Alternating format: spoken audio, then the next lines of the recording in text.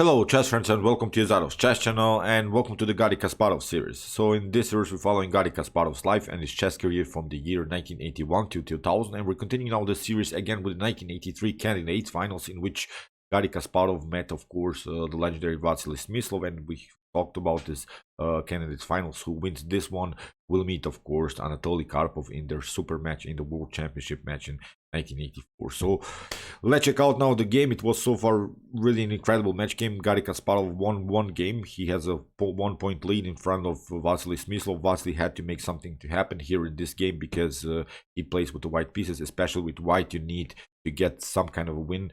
All the other games so far ended in a draw. So let's see now what happened. Vasily opened with the move d4, d5 by Kasparov, knight to f3, knight to f6, c4, e6. The queen's gambit declined, knight to c3. So far normal theory. And after bishop to e7, we have bishop to f4, the so-called Harvard's attack. And I'm familiar really with these lines because I play this opening very often. I usually wait to see where this bishop is coming, and if this bishop is coming on b4, then I'm going to g5, because then we have the so-called Ragozin. I like to counterplay with bishop to g5. With bishop to e7, I play my bishop on this opposite diagonal. I don't want to play the bishop to g5 because I don't want to compete so far with this bishop. The problem about the move bishop to f4 in some occasions after knight from b to d7 can be that this bishop can be chased by the knight. It's a very active bishop, so you have to be careful that your opponent is not trapping the bishop. Although in some occasions you could give up maybe your dark square bishop for a knight, but at least you have to provoke some weaknesses with h6. Then when your opponent is chasing too much the bishop, maybe with h6 g5, okay, maybe he can grab your dark square bishop, but then he has also to handle some light square weaknesses. So that's why, as I said, we shouldn't give up the bishop pair in an early stage of the game if we don't at least provide some kind of an other weakness, or maybe we secure a static position. So far, if you could just imagine this types of position, this is still a dynamic position. This position still can be opened, so that's why we shouldn't give up the bishop pair in an early stage of the game. So castling e3, we have c5, now the most aggressive line. I think this position has been played now millions and millions times, even in top grandmaster level. So it's really the common queen's gambit decline setup here. D takes c5, very important move. When we always have this tension in the center, we should always evaluate the potential trades of pawns. We don't want to have an isolated pawn, so that's why d takes c5 undermines the pressure a little bit. And now after bishop to c5, we have bishop to e2. A more precise way, I think, in these days in top grandmaster level, and I think the line is played not now much more often, is to move queen to c2, because we don't want to play the move bishop to e2. Okay, it's playable, I'm not saying it's a mistake, but I think this is a more pragmatic style, this move queen to c2. In the game, as I said, Vasily played the move bishop to e2, which is a move with the bishop, but what we want to do with the move queen to c2, which I like to play most of the times, is to delay a little bit the situation. And I'm waiting here that black takes d takes c4, and then I come out with the bishop with the tempo. So that's the main difference. We don't play twice with the bishop in an opening, so we're playing some other moves, and then we're waiting this d takes c4 idea. In the after move queen to c2, knight to c6 is the main line, and now something like a3, rook to d1, and still we're waiting again black to take the pawn on c4. So okay, I'm not saying, as I said, it's not a mistake here the move the bishop to e2, but I'm saying maybe if you're starting this Harvard's attack, my recommendation still would be to go into this queen to c2 line. So here we have, you see, immediately by Kasparov d takes c4. He forces now two tempos by the bishop, so at least we got some kind of an activity. We have now an extra move, sort of, from black's perspective. We can do something, and now we have a6. Now the bishop becomes also an object of black's attack, and now queen to e2. Okay, after the move queen to e2, we have of course b5, bishop to d3, and now bishop to b7, castling. So far, this position has been played also many times in top grandmaster level in the game. Knight from b to d7, and now comes e4. This was really not the best of moves by Vasily Smyslov, because first of all, what we should notice that black so far cannot, let's see, maybe a good move here for white, rook from f to d1. Black cannot chase the bishop, which I said. Black so far cannot attack the bishop because you get a very unpleasant tactic here. Bishop to h7, king to h7, and now knight to g5. It's very tricky. So that's why here you cannot so far challenge the dark square bishop.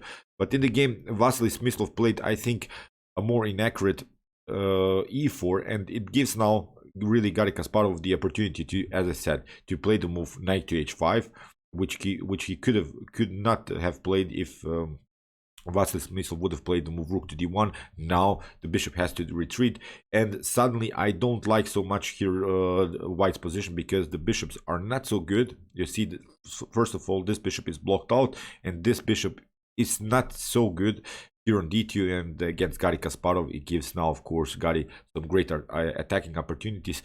You see how this slightly inaccuracies in openings can really change the direction of the game, or the outcome of the game. Now Garry Kasparov realizes that after the move e4, you have left a very weak square in your position. It's the weak square f4. That's why queen to c7. We want to cement our knight on f4, and the problem is now, if you give up the dark square bishop again in an early stage of the game, after the move knight to f4, bishop to f4, queen to f4, this bishop pair is, I think, against such a great attacker like Garry Kasparov, simply too much to handle. So here g3 was played, and pause the video and try to find now the best continuation, which Garry Kasparov, it's unbelievable, didn't play.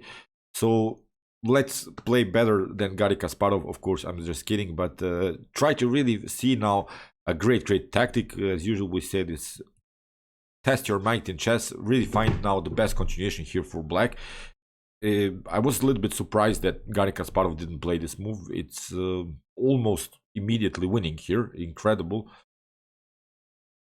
Okay, the tactic that Garry Kasparov missed here is knight takes g3, which is really incredible. After h takes g3, queen to g3, you cannot take the pawn. You cannot take the queen with the pawn because of this pin by the bishop. And after something like queen to h3, king to g1, we can play now this very aggressive f5. This is now really a bad position for white. Rook to f6, rook to g6 will happen, and it's, I think, game over here. So you see, Garry Kasparov didn't see this tactic. A better idea here, instead of this move g3 by Vasily Smyslov, is also another move, which again Smyslov missed here in this position. He should have played here the move b4. b4, I think, simplifies the position and gives again white equality in the game, because after bishop takes b4, we would have knight takes b5, a takes b5, and now bishop to bishop takes b4. Now we're the one that have the bishop pair on the board. I think again this could be playable for both sides. But you see, Smyslov plays the move g3.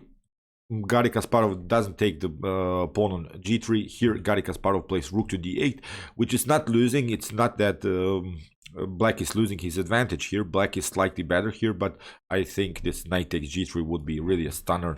This would be, I think, incredible tactic with rook to f6. As I said, rook to g6. I think Vasily Smyslov would have given up the game in an early stage, in this early stage of the game. So rook from a to d8. We have bishop to e3.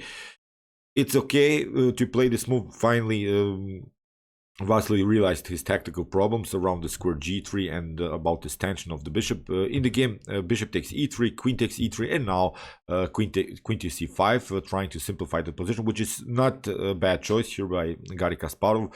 What we should notice, if the queens are off the board, the bishop doesn't have a good activity. That's the main problem here, because it's blocked out by its own pawn, and after potential knight to c5, the rook comes very actively into the game. So that's why here queen to c5, this simplification line is perfectly fine. Play by Garry Kasparov. Rook to e3, rook to e1, knight to f6. We have a3, and now knight to g4 here. Garry Kasparov found a way really to force now white to trade off the queens. Queen to c5, knight to c5, and now bishop to c2. But now f5, really a breakthrough motif here. It's now a good position really for black. The knights are very active. This bishop is really great piece on the board. The knights are on really good squares. g4, this knight is also very active. The rook is on the open file, so slightly advantage, of course, here for black. In the game, we have knight to knight to g5, we have f4, rook to d1, and now rook takes d1, bishop to d1. You cannot take with the rook takes d1, it's not an option because you get f takes g3, and whatever you do, if you try h takes g3, then you will lose your f2 pawn. If you try here f takes g3, then you get here a very unpleasant knight to e3, so it's, I think, again, a bad game here for white. So that's why bishop to d1 has to be played, and now knight to e5, getting this knight on a very active square again. We have g takes f4, knight to d3, attacking the rook. We have b4, attacking the knight, but now Garry Kasparov counterattacks the knight with h6. Maybe here a better idea is simply to take the rook after something like b takes c5. You could get maybe your knight back with knight to d3.